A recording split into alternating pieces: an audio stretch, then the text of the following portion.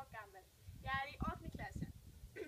Jeg bor i Grengen Åre, men huset, som du ser her, er mit sommerhus, som er i krise. Min farfar købte øen 1959. Han fredede landet og plantede træ. Det er mindesmærke om han, men du kan ikke se fordi det næste det er i snak. Hendes krise er den dejligste i hele verden. Min mor Altner. Hun er lærende, og hun elsker at bage kage og strikke. Han arbejder i Arion Bunke, og han elsker at spille badminton og stå på ski. Og det er min hund, som hedder Lukas.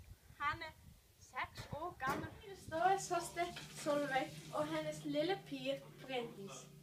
Solveig er student i Universitetet Island, som her Helen. Han bor i Danmark, og han er 22 gammel.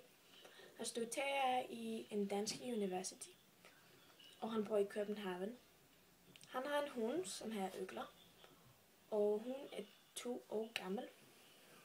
Han elsker at spille fodbold, og han elsker at komme hjem. Jeg bor alene med min mor og min far. Jeg spiller basketball med Bredblik, og jeg elsker basketball. Tak for mig.